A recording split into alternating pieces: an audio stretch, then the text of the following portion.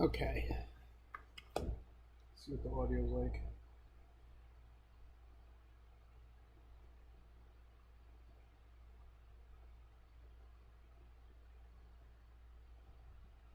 Okay.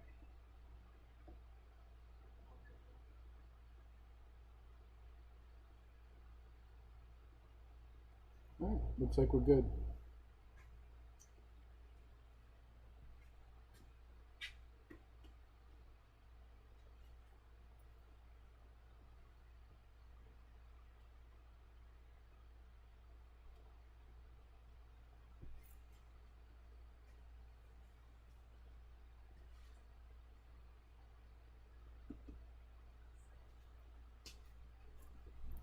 Okay. For the beginning of this, I'm going to kind of go.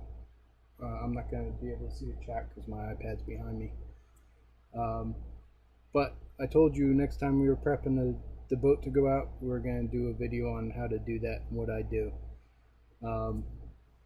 Right now, I'm getting ready to charge the batteries. I know I went over LiPo stuff in one of the other videos, but I wanted to show you kind of some of the things that I do that I think maybe other people should do as well. One thing is my LiPos are stored in an ammo can. Sorry, probably pretty loud. What you want to do on the ammo can is there's a rubber seal around the edge here to make it waterproof. You want to take out that rubber seal except for this piece up here. This is what allows the clamp to work. But you want that rubber seal out in case a LiPo blows. You don't want it to be able to build pressure inside the can and turn it into a bomb. So by taking that rubber seal out around the three other sides on the lid, it will let the smoke and the pressure release from the can. And it'll keep the fire in the can, but let the gases and the smoke out. But that's how I keep my batteries for the boat. Put this back down. Let's see. I'm going to switch over to the webcam here and show you kind of how I set things up. First thing was storing them. Always store them in an ammo can in case of a fire. They are stored in my shed, or my garage, which gets kind of hot during the summer. Usually I'll bring them in the house when it gets really, really hot out here. But I keep them on the floor in an ammo can, so they're at the coolest point in the garage. So we're gonna go ahead. We're gonna start charging one of the batteries for hollow point. The LiPo bag that everybody's seen a million times on the internet. You want to put them in a LiPo safe bag. One of the things I do is I have a small, it's like a little cutting board. It's a metal cutting board that I found somewhere. I don't remember where. But I put this down on my bench underneath the LiPo bag just in case there is a fire. The heat isn't going to melt the bag to my workbench because I do have a cow mat on my bench, the cow RC mat. And I'd rather be able to grab it and throw it out the door real quick than have it sit here and melt its way through my workbench. So the first thing we're going to do, let me switch over cameras. And this is my workbench. I got my webcam hanging above it off the LED work light. Let's see if I can get stuff in frame here for you. These are the 5006S packs that go in hollow point. And what I do is, this is my charger. I have an ISDT charger, which you're probably not going to be able to see too much of. That is hooked up to two server power supplies that I joined together, so I get 24 volts out of the power supplies that feed the ISDT charger. And then the ISDT charger goes out. This is for parallel charging batteries, which I don't do. but the reason why I got it is to extend my leads out. I have a lead for the XT60 for the main charge lead, and then I have a balance lead. And then here, this is how I kind of set my system up, is I have an XT60 going into the parallel charger. Get this out of the way. And then a little ways up, it's just a pigtail. There's 4mm bullets. I can pull the bullets off and change my ends. So I have I run several different RCs. So these are for the drag car, which are 5mm ends. Put that up here. And then I switch over to my QS8s, which are what are in the in hollow point. These are in all my boats. So just make sure you get your polarity correct. And plug it in, and now the charger switched over to start charging the boats. So the reason for this is if there is a LiPo fire, I don't want to have to open up the LiPo bag to unplug the battery. And anybody that's used QS8s in their boats, cars, whatever, these things take you 30 to 40 seconds to unplug because they're so damn tight. They take forever. I've broken wires off before I've gotten the connectors loose. So what I do is I have the lead here. I can pull these two 4mm banana plugs, and I can pull this balance extension and throw the bag out the door without having to go near the bag. I also have a fire extinguisher by the door. But this is one of the things that I always had an issue with. The charge leads on the charger were always way too short to fit down inside the bag, and that always kind of made me nervous. I trust these packs. I've been running these packs for 3 years. I haven't had a single issue with these things, but you never know.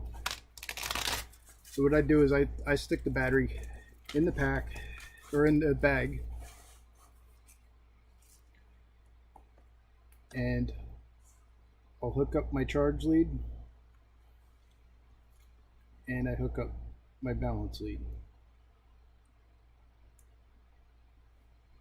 Okay, and then I'll stuff it down inside the bag and keep the leads out the corner here so I can seal the bag shut.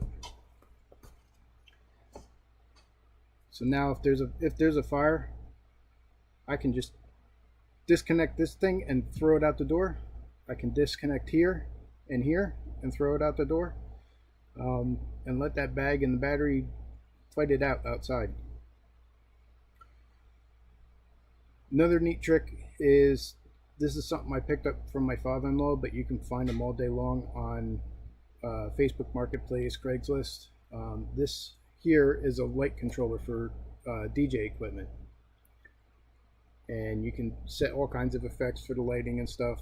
You obviously don't use it for what I'm using for, but I'll take this down. I'll show you real quick what we're doing. At any time, any one point in time, I can kill each one of those outlets. Like right now, I just killed the fluorescent light, so it's not blinding you. But I have 8 outlets up. I actually have 16 outlets up here, 8 different channels that I can power on and off individually, and then by just pressing a button. So if I press 3, I should get a charger come on. And then 2 should be the battery charger. You'll hear it beep here in a second.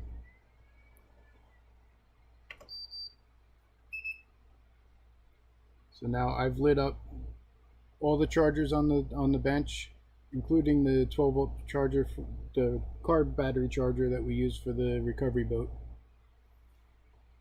But we don't need all of them lit up. So we're going to turn one off. That's going to shut down my 12-volt chargers. I have 2 power supplies. The 2 on the bottom are 2 server power supplies that are joined together in parallel for 24 volts. The top one is a Rivergate Bulldog power supply from early 90s from when we were racing at the track. So now charger's set up. We're displaying all 6 cells. We're just going to go ahead and hit start on this. I charge at 5 amps. The batteries are already at 3.8 volts, so it doesn't take too long to charge them up. They're at storage voltage. But I wanted to show you that, give you an idea of what my setup is. And something I think everybody should do is build these connections so that they're quick disconnect and you can chuck it out the door in case something happens. So what we're going to do now is we're going to switch over to the other bench and start getting the boat out and get it up on the bench and start doing the prep for the week. So bear with me as I switch venues here.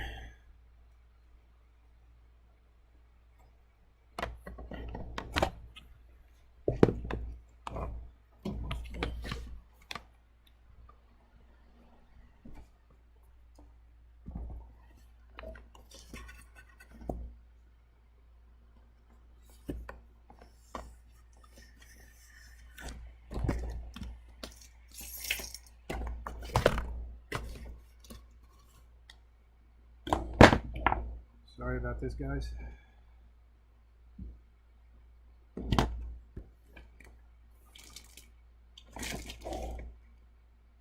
Okay. So,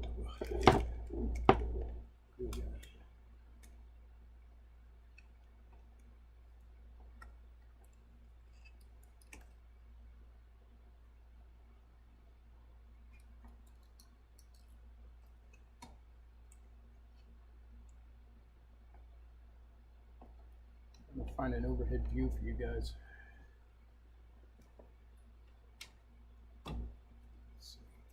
It's gonna get the bench. It's gonna get the bench. All right, I think I'm done.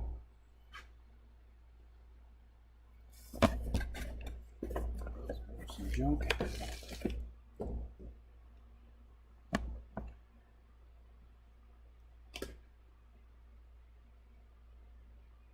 So give me a second, we'll pull hollow point off the wall.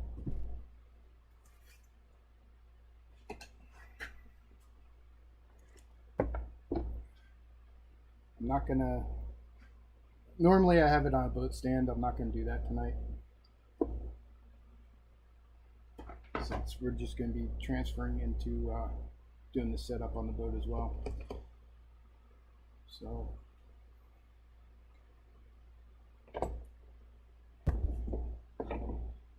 let's see if I can get this on the camera. So as you can see, struts are still loose from last time, from the last video.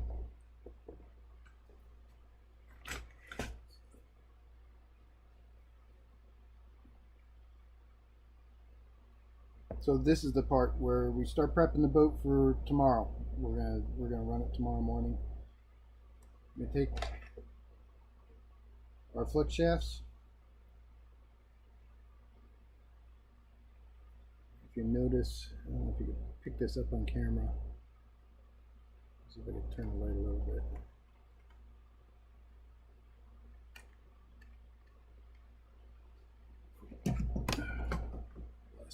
Down here.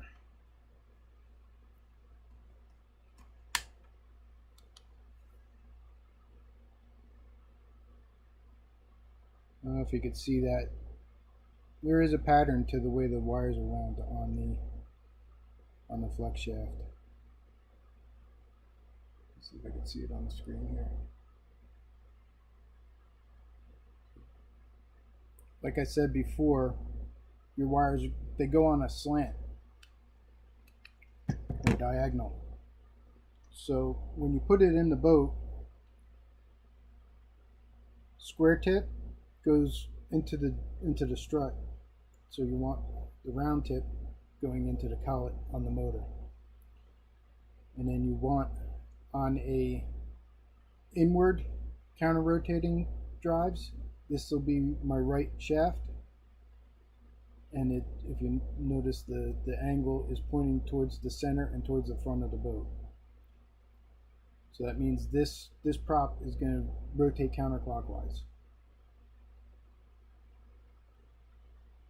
So first thing we got to do is we're going to have to pull the struts out again, like we did in the last video.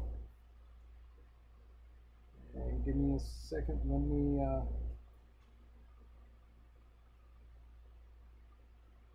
see what's going on here.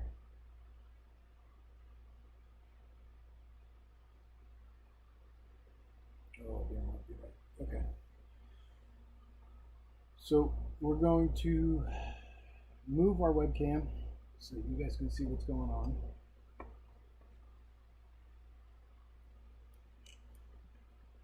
Let's see, we'll put it down here.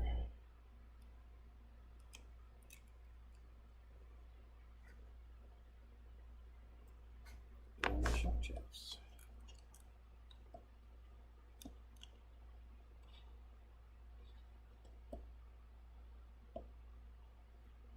There we go. All right, so now you can see struts are still floppy. And go grab some tools.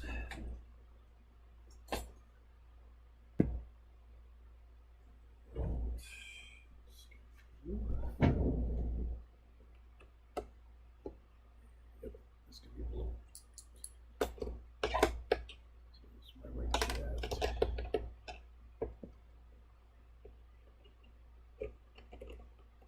So usually a little bit easier with the boat on a boat stand, but we're gonna end up fumbling around with that boat stand later on when we do the strut setup. So just gonna take our screws and our washers, our nuts, put them on the mat.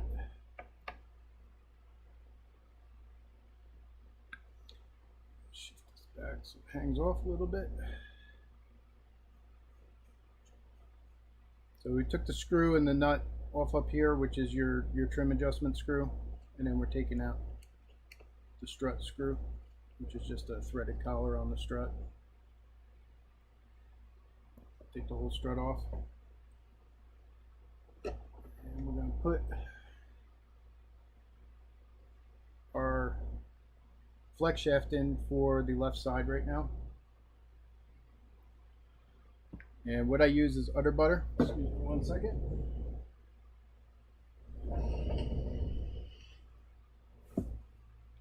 I use udder butter. It's a marine waterproof grease that a lot of RC rock rollers use. It's from Cal RC. And I probably need a rag here in a second. Give me 1 second.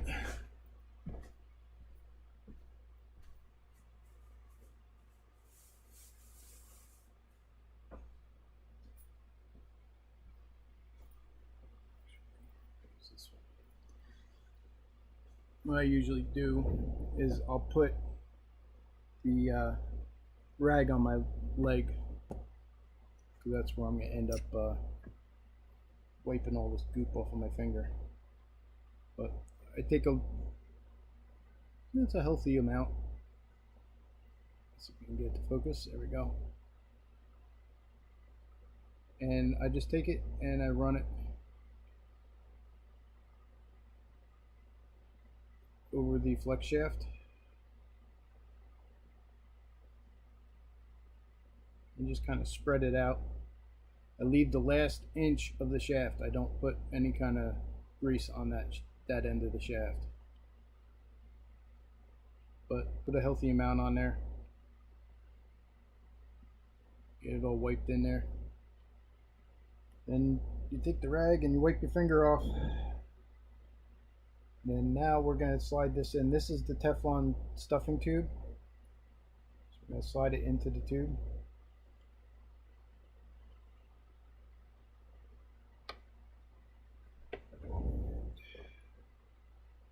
You can get the shaft to line up. Lines up in the collet.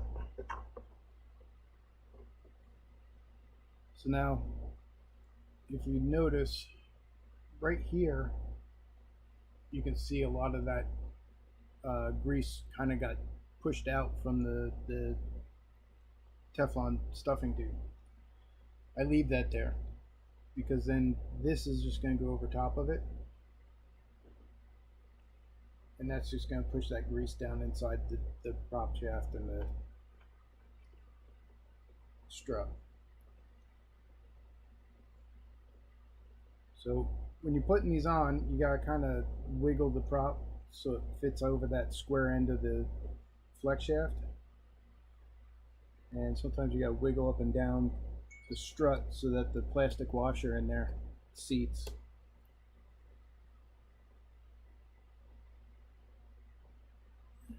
So that's on there. Now we can take our adjustment screw and nut and washers and put them back on. And we're not going to crank them down because we're going to be doing some changes here in a couple minutes once we get all the shafts in and everything prepped on the boat. And generally this will take probably 45 minutes to an hour to prep the boat for tomorrow.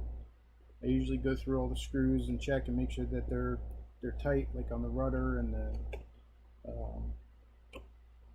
the drives. Make sure there's nothing that loosened up over the last run. So I just put that hand tight so I can move it up and down. And then this nut is, once I get my setup on the struts, then we tighten everything else down. So now we're going to move to the right side. I'm going to do that one, which you probably can't see right now, but same process.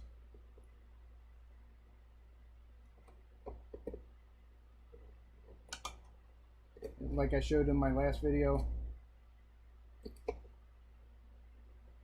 I have my flex shafts stored inside the boat on the side that they came out of. So I'm going to pull our right side shaft out. This has been cleaned since the last time. I'm not quite sure if you should use brake clean, but there is some sort of degreaser that you're probably going to have to use at some point, because as you can see, it starts to build up in the shaft, and I'm sure that's not good.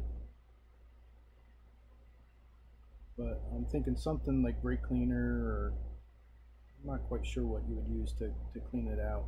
So if you have any ideas, let me know.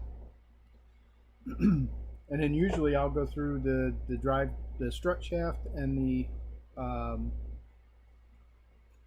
stuffing tube, and I'll take a pipe cleaner and just clean that out periodically. I don't do it every time. I do it every 5 or so runs.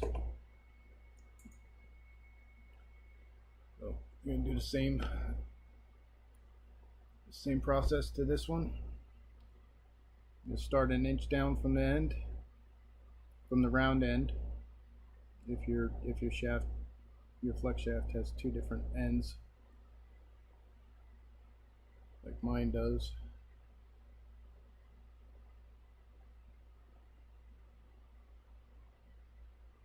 And I go to probably about half an inch from the end on the drive shaft.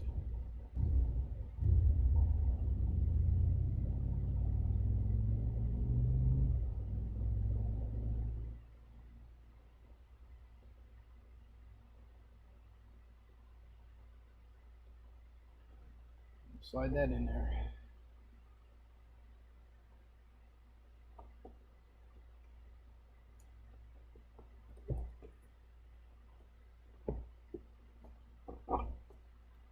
So it fully seats in the collet.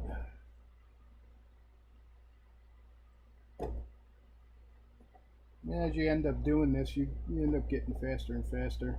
This used to take me half a day to do, just because I wasn't used to where everything was and how things set up.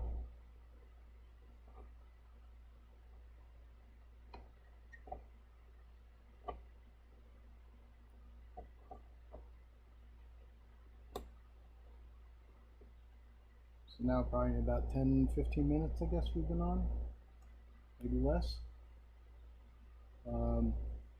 We got both sides set up, ready to go. And we just got to put the setup on the boat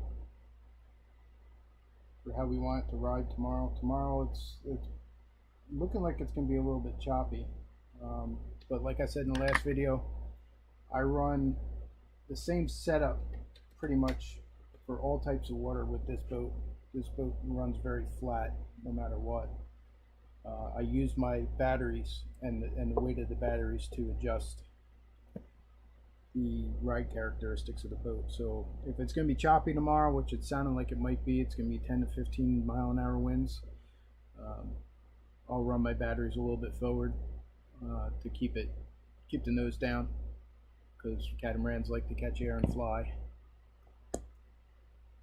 So now we're done with the udder butter. We got both struts are on, adjustment screws are in, and we verify our shaft direction. Let's see, right side good, left side's good. They're both pointing towards the front, towards the center of the boat. Now we gotta grab our 10mm wrenches and tighten those collets up.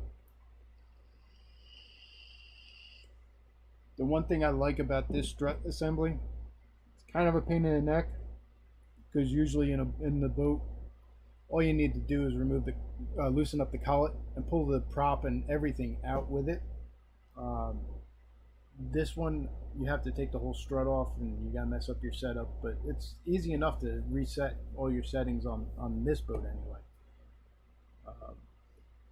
I've never had an issue with this boat, but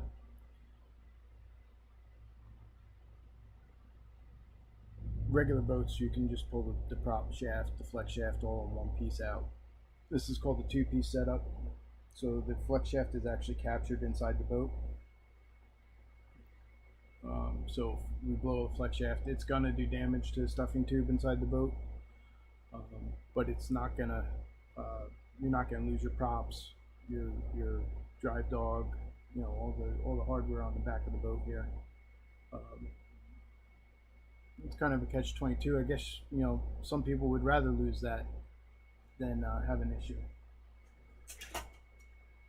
I have to repair all that stuff inside the boat.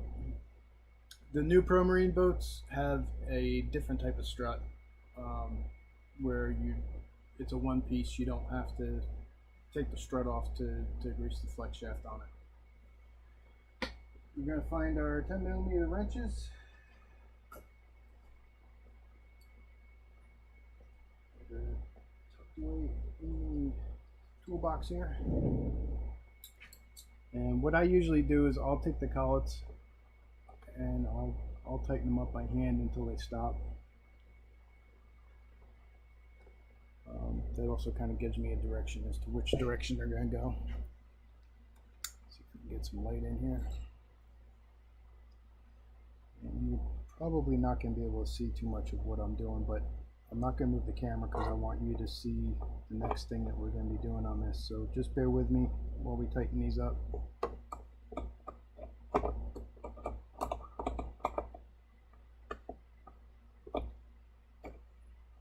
Because you don't want to forget to tighten your collets. Okay, so it's going in.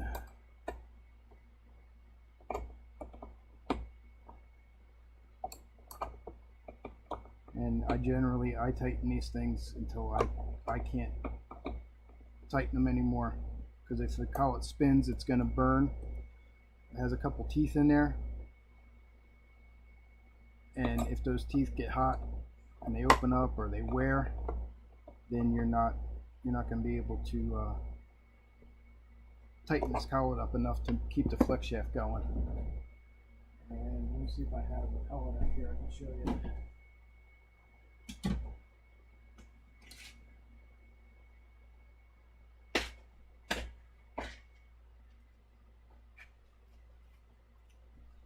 So if you're not familiar with boats, this is a collet.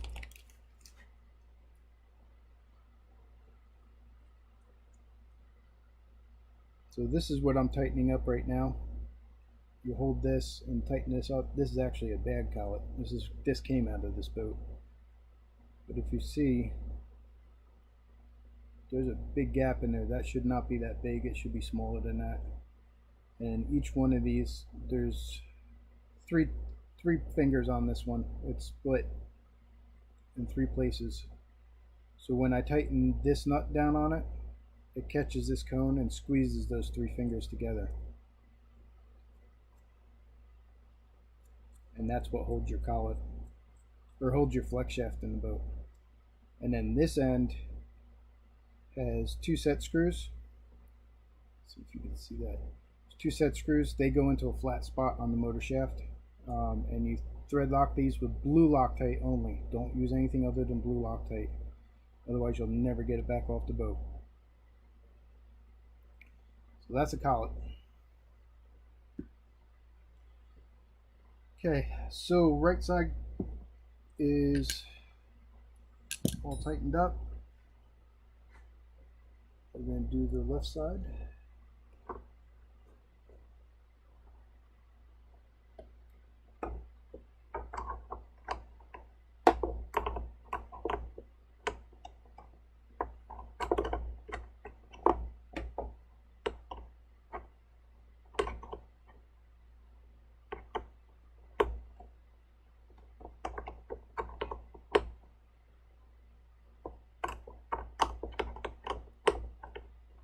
You have to also on your boats pay attention to how the collet loosens up and tightens up. Some of are right hand thread, some are left hand thread. This one has one of each in it. Alright. So collets are tight on the boat. That's all set and ready to go. And let's see. Next thing we're going to do is we're going to set up the ride characteristics of the boat. Like I said in the past, this boat always runs flat. I've always run it with neutral strut angle on it. And we're going to set that up right now. Let's get these a little looser.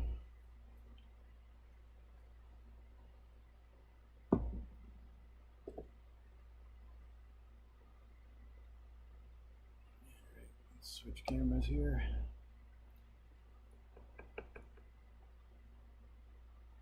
Now with a flex shaft in there, these things don't move all that much.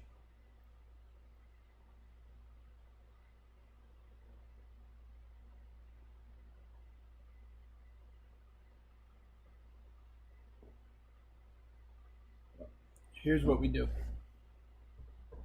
Take, let me switch cameras here. I have a piece of MDF. It's 3/4 inch. It's leftovers from when I had an MDF top on this workbench, but it's just about the same width as the boat. You can see it's about the same width, so that both sponsons will sit on this MDF. So what we do is lift the boat up.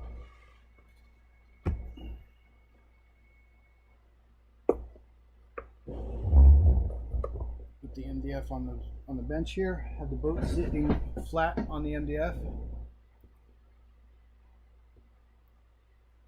And then what we do is I'll pull it out just enough so that I can get right where the drive dogs meet the strut,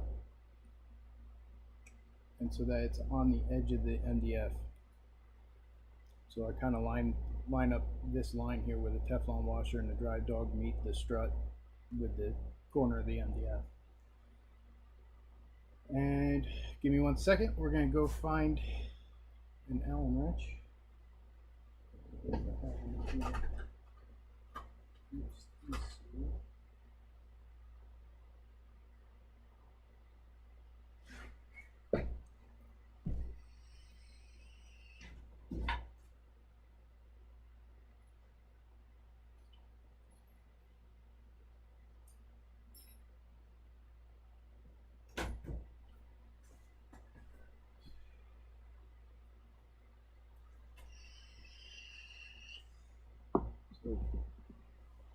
my Allen wrenches seem to have walked away at some point in the last couple weeks.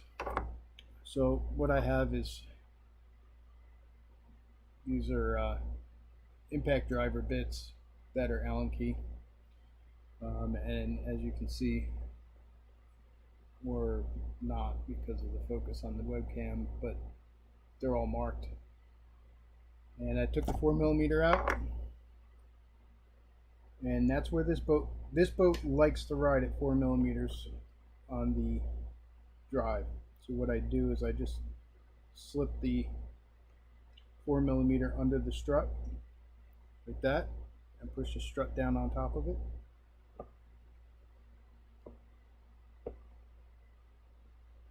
Okay, so that's 4mm right there in between the board and the strut, and then I just go in and tighten it up. It's getting tighter and tighter with this board in here.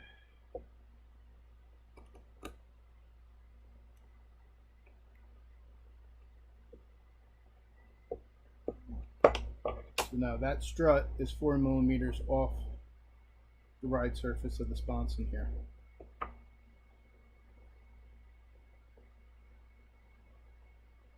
So that's 4mm right there. The sponson's laying flat on the board. We'll do the other side, same way. The 4mm impact driver bit in there. It doesn't spin around like crazy on this. It's got it. Let's go from that side.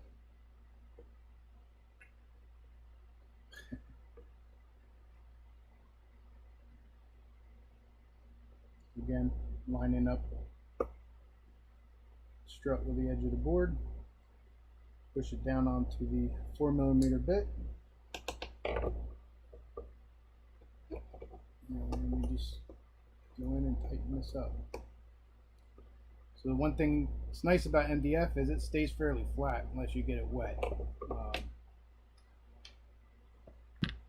This MDF has always been fairly flat. So that we're done with that. We'll put that back on the other bench.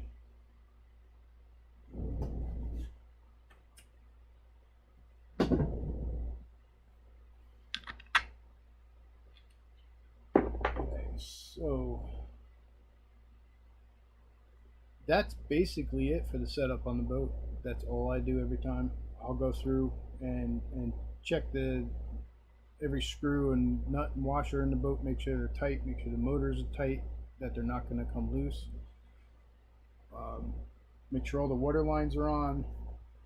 Make sure they're zip tied. One thing, let's see if I can get you up here. Don't get seasick on me. Oh.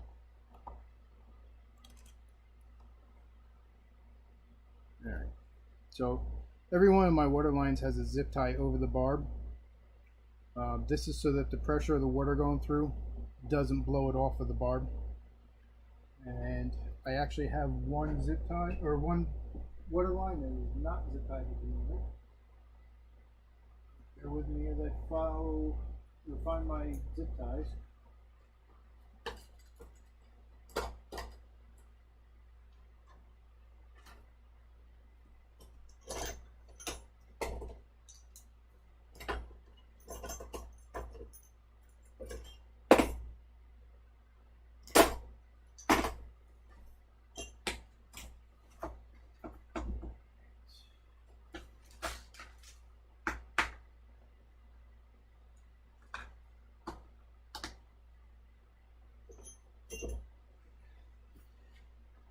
Alright, so one of the things that you guys probably should also get is one of these. They're a flush cutter. You can find these at any hobby or craft shop. A lot of guys use them to cut pieces off for like the 1/24 scale models. Cut parts off of the parts trees with it, so you get a nice flat cut. This is what I use to do the zip ties on the boat. I use it for a lot of different things. All I do is I just make a little loop here, keep it loose, but close to the size of the water line, so I can kind of slide it around. This one's up. This is the water exit on this boat actually. Don't make it too snug because you're not going to be able to get over the end of the hose where the barb is, because that's going to expand a little bit and flex, or it's going to expand the water line. So it's going to be quite a bit bigger than what you just looped it around. So give it a little extra room, make it very loose. And then once you get over the barb, you just yank it tight and cut the excess off. Make sure you get the excess back out of the boat so it doesn't get tangled up in your flex shaft or anything like that.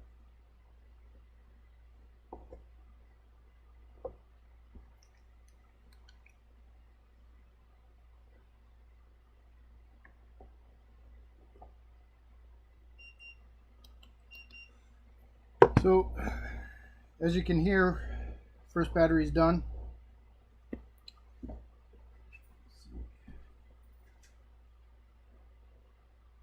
That's 29 minutes.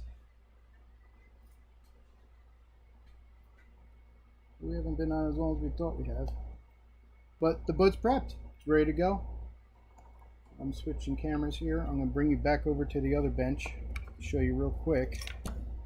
On the ISDT charger I have, these settings, and my battery specs here. So, let's put this back there. We're going to transition. Sorry, probably should have had that set up before I transitioned it. Let me kill the overhead light here. See if I can get it to focus. Focus. It's not going to focus. Basically what I was trying to show you was the resistance in the batteries. These batteries are 3 years old and never had an issue with these batteries, never puffed them, never had any kind of problems with these. These are Mojo Racing. They're not around anymore, or they're not doing batteries anymore. But these batteries were awesome, and I've never had a problem with any of them. So we're going to pull this out. Let me see if I can get you an overhead shot.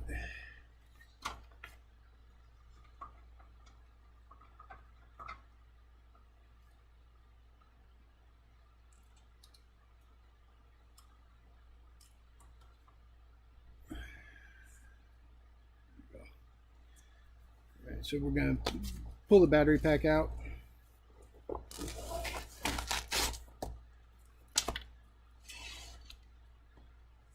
And like I said, I showed you earlier, these QS8s take a lot of force to separate. Just kind of wiggle them back and forth. So if this thing was on fire, my hands would be fried right now trying to get that thing out of there. That's why I run these external pigtails, so I can just yank them off and throw it out the door. Let me set up the next battery. So I only run 2 batteries on this boat. I only have 2 6S packs that I have ever used. I bought them originally for the Zelos, but they work great in Hollow Point, which is a Pro-Marine MTR X2. Stuff that down in there. Battery leads out the slot in the flap, so we can push this down and hold it tight.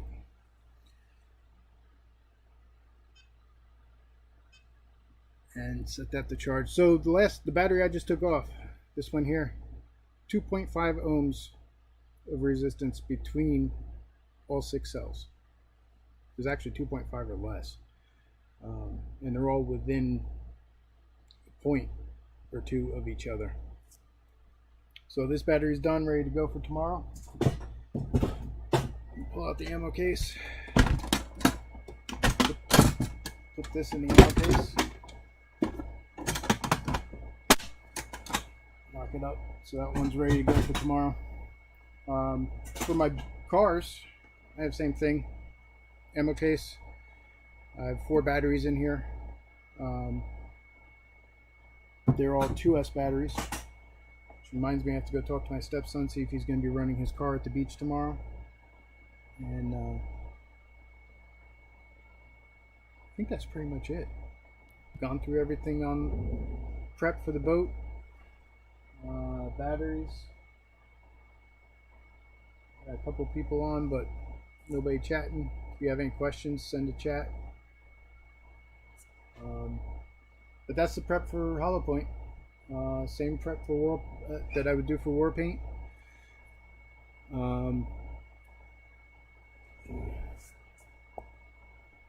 So we got war paint right here over my shoulder. That's a ProBoat Zealous, and do the same exact prep for that. I run actually the same settings, 4mm on the strut, and then I use the batteries to balance the hull. So unless anybody has any questions, I'm going to jump off, and that's your prep for RC Boat. That Hollow Point's ready to rock for tomorrow as soon as this battery's done, and then we'll move on to charging batteries for the cars. I'll talk to you guys later. If you have any questions, put them in the comments, and try to answer them for you. Thanks. Bye.